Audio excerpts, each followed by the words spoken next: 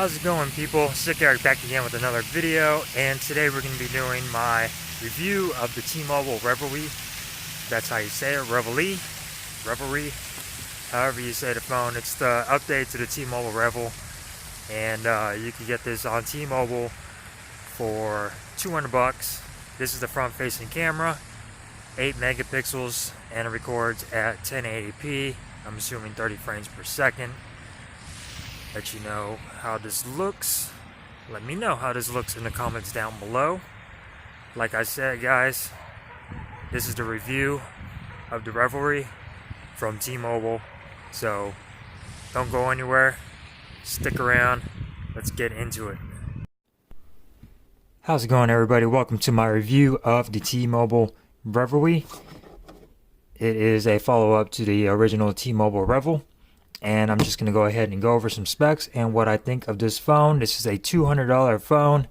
Do you need all that extra bling that you get in a $1,000 phone? Can you just get by with a $200 phone and be just fine? I think you can. Yeah, it's not as flashy or as fast or as speedy or has all the high-tech specs and features of a flagship device, but it still is a pretty good phone. It's actually surprising me. For $200, you get a pretty nice little phone here, a backup phone. If you want to give your kids a phone, this is the phone to get right here. $200, T-Mobile Revvlry. You cannot beat that. Here are some specs on the back. If you want to pause that, I'm going to go ahead and go over some of the specs for you.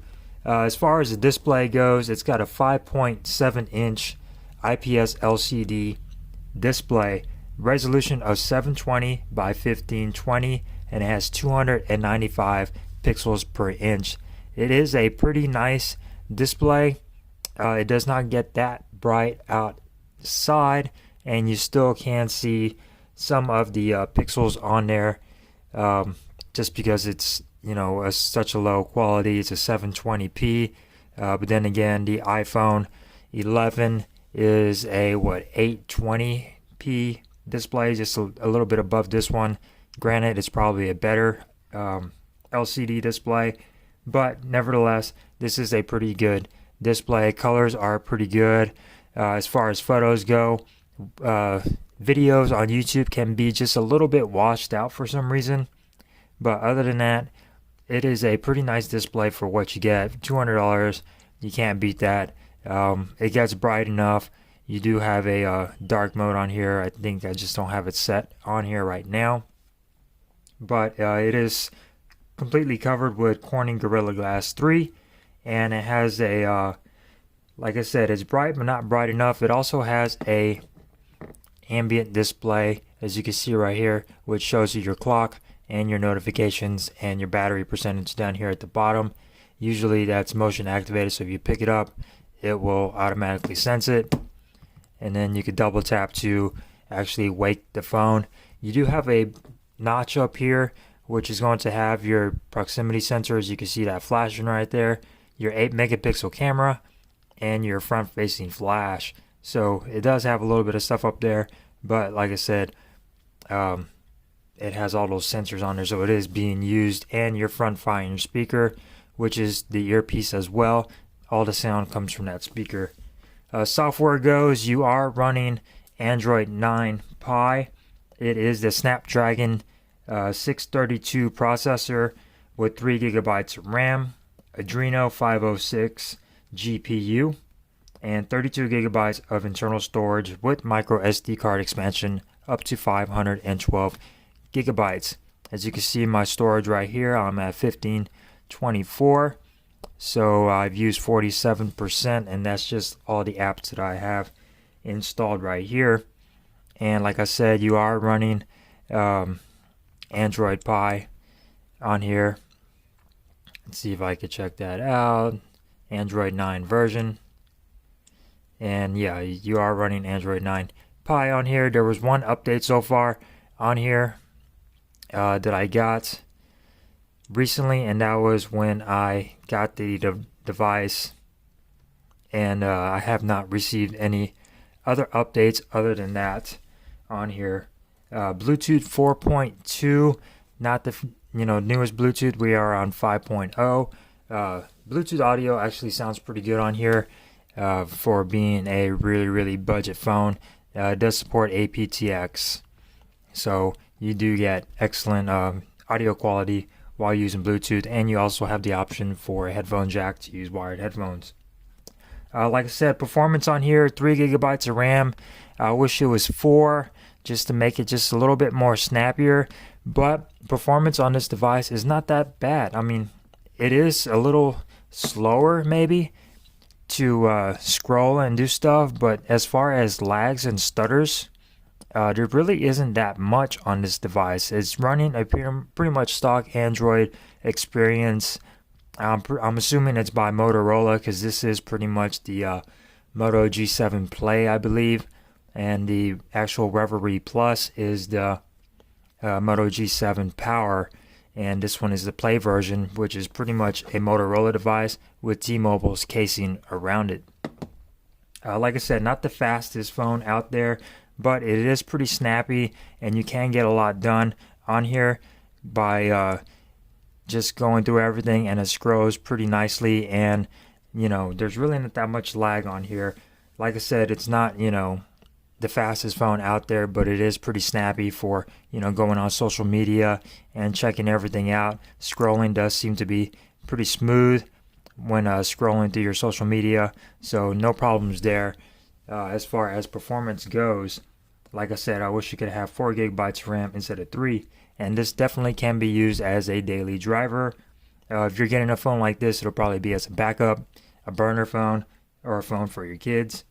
Battery life on here is a 3000 milliamp hour battery, and battery life is actually pretty good on here. I was able to get through a full night at work, 8-hour shift, while streaming music and listening to music on here and texting, and as you can see right here, it did go to dark mode, well, on the panel at least. Anyways, battery life is pretty decent on here.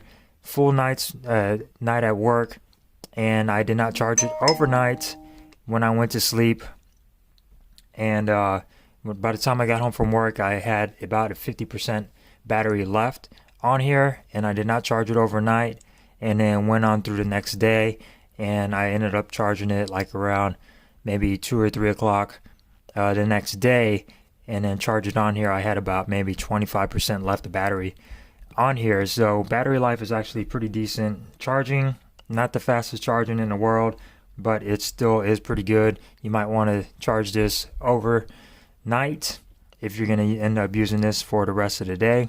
You do have some gestures on here as far as the pill to navigate through your system and navigate through all your apps, which is really nice. They give you little gestures on here, sort of Android gestures.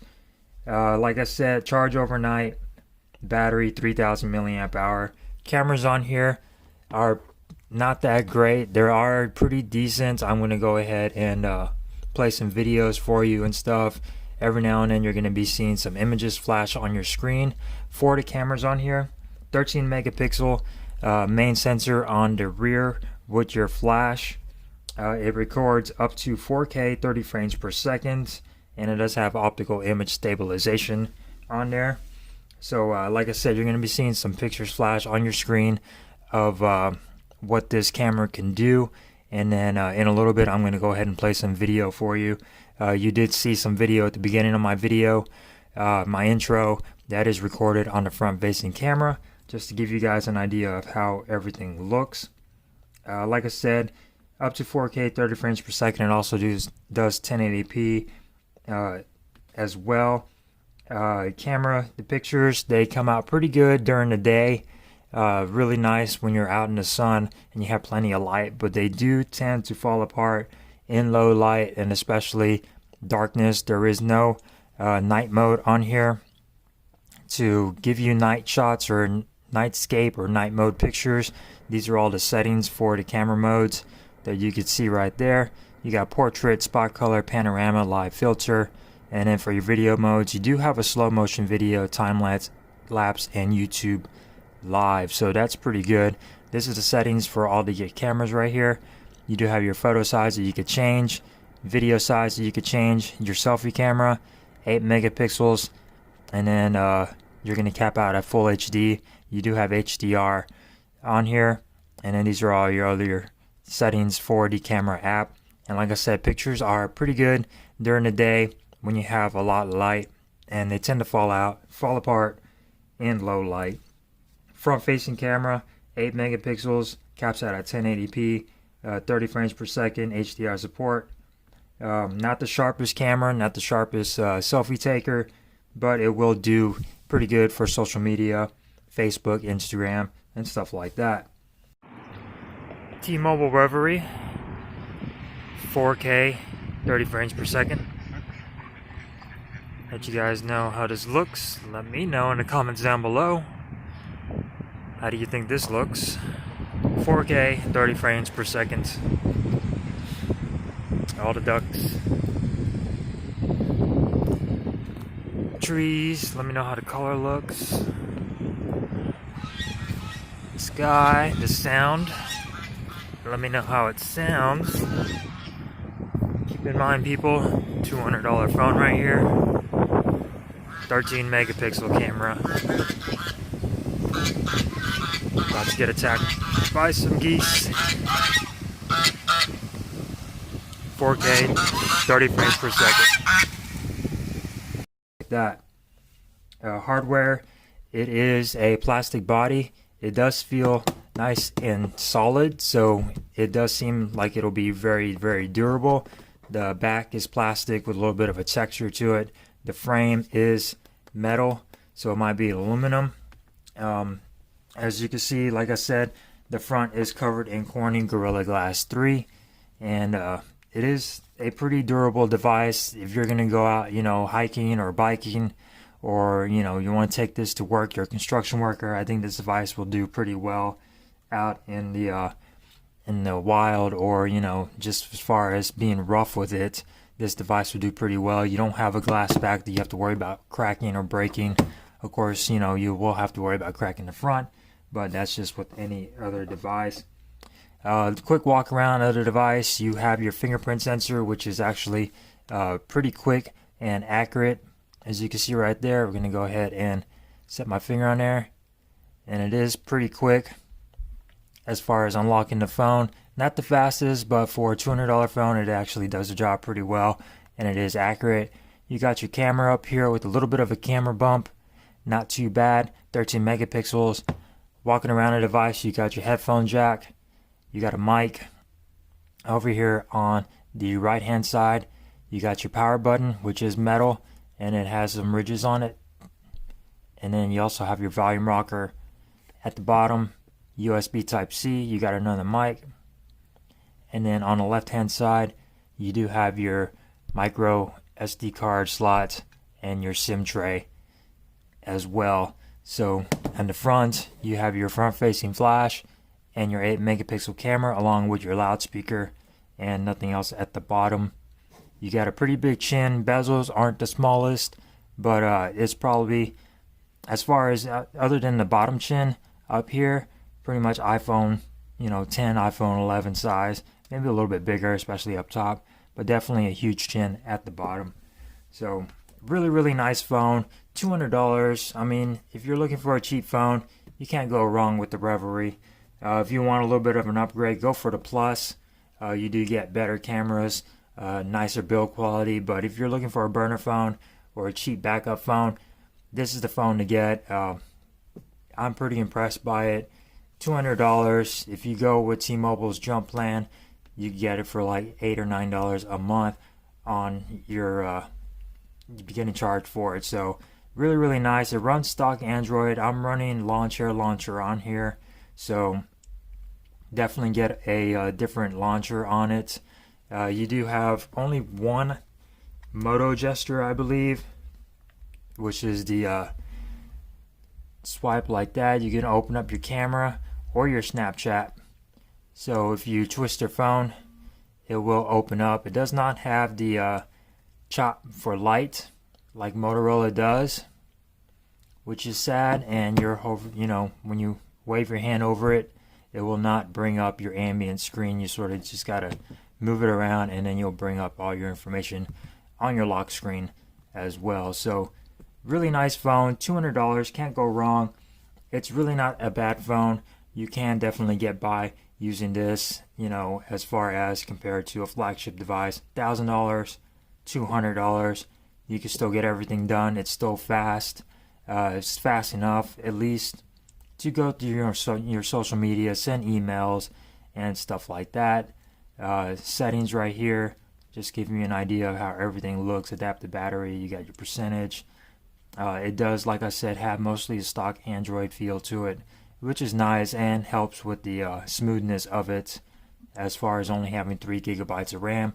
I've used other devices that have been 3 gigabytes of RAM. I believe the HTC Life a while back had 3 or 4 gigabytes of RAM. That phone was slow as hell. This phone is definitely a lot faster than that. So that is my thoughts of the T-Mobile Revvlry. $200. My review of this device. Hope you enjoyed. If you have enjoyed, give me a thumbs up. If not, that's okay. Give me a thumbs down. Don't forget to subscribe and hit that little notification bell for future notifications on my channel. Thank you guys for watching, and thank you recently for all you people subscribing to my channel. I've been having a lot of people subscribe just out of nowhere. I guess they're watching some of my older videos, but I've had a lot of people subscribing to my channel recently, and I just want to say thank you guys for all the support and spread the word. Hopefully everybody else just keeps subscribing and I get a whole bunch of subscribers on there. But thank you guys. I really, really appreciate it. I will see you guys in the next one. Peace.